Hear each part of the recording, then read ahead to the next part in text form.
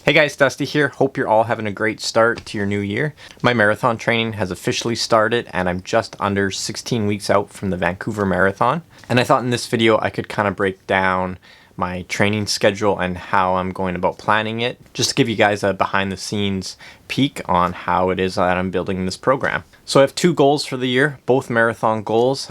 This first one in 16 weeks, I'm hoping to run about a 2:25, and then I'm gonna build again and do a late summer, early fall race and hopefully run even faster. And I wanted to train for this first marathon by making it as simple as possible, just to show you that you don't need a super complicated, complex training plan. The biggest thing is, of course, always consistency and sticking to a plan. And anyways, with that being said, let's dive into my training plan. So this is a 16-week marathon training plan. Because it's a marathon, I kind of already know how the last 2 weeks, week 15 and week 16, will go, as I'll be tapering. So I'll iron out the details the closer I get to those weeks, but I more or less know how they're going to go. So first of all, I'll build for 2 weeks and then recover for 1 week, and I'll keep cycling through that until it's time for the race. No one can start at week 1 and just build straight up to week 16 and have a peak performance. You need those weeks or days where you back off. You'll build for 2 weeks, you'll recover. You'll build, you'll recover. And then hopefully 16 weeks from now, I'll be way up here and I'll be peaking for my race. Now within each week, I'll hopefully be running a minimum of 7 hours and a maximum of 10. And that's actually pretty low running volume for someone who wants to run at 2:25.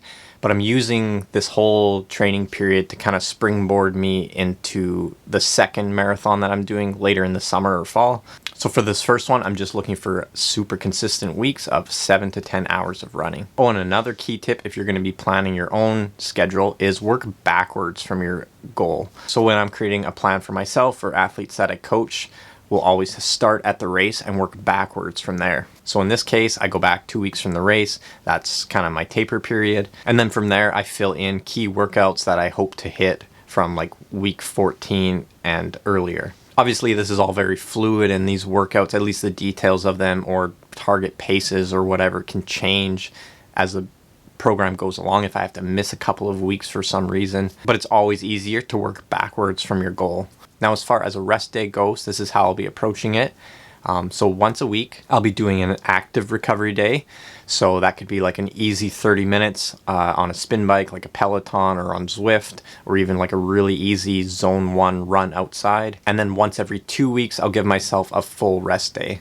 So my rest day plan could change if I find out that I'm not recovering enough. But as of right now, I'm giving myself 2 full rest days every month. Now, as far as the structure of each week, obviously there will be one long run, there will be a tempo run, and then I'm doing a local race series here on Vancouver Island. So every few weeks there'll be a race that comes up, so that will substitute as a speed workout for myself. And later on in my training schedule, on those weeks where I'm not racing, I'll be trying the Yasso 800s for the first time. Now, if you're unfamiliar with what the Yasso 800s are, some people think it's kind of silly and it doesn't work for them, but regardless, it's what I'll be doing, as it's a very simple workout. And basically the goal for me is 3 to 4 weeks before the race, I'll go to the track and I'll hopefully have built up to 10 by 800 meters.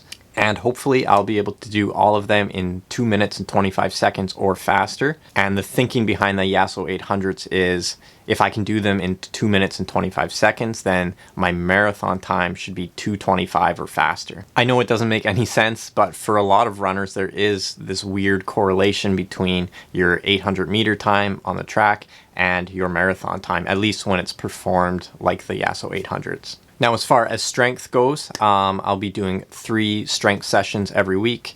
Right now, they're about 45 minutes long. So it'll work out to just over 2 hours of strength every week. And for me, that looks like a lot of kettlebell work, lots and lots of squats, lunges, and then I always finish with quite a bit of core work as well. I'm going to try to do as much dynamic stretching as I can, hopefully 1 yoga session a week. And then as far as recovery goes, that'll be 10 to 15 minutes every single day. That's like my foam roller, my massage guns, trigger point balls, whatever I need to keep my body loose and relaxed. So to recap my training plan basics, We build for 2 weeks, we recover for 1. Almost every week, as far as running goes, will be between 7 to 10 hours. Once a week, I'll give myself an active recovery day, and once every 2 weeks, I'll give myself a full day off.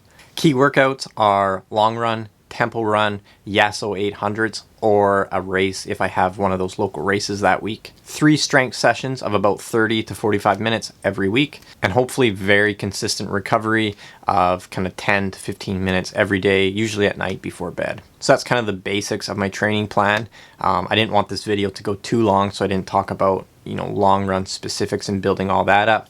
But like I said, we build for 2 weeks, we recover, we build, we recover. So when you put everything together, running, recovery, strength sessions, yoga, it's still probably, even on the biggest weeks, under 15 hours of training. Now, if you have any questions about my training plan or even about yours, just leave a comment down below and I'll get back to you. And by the end of next week, these videos will be more of a breakdown of what I actually did in that specific week. So thanks for watching, and I'll see you in the next video.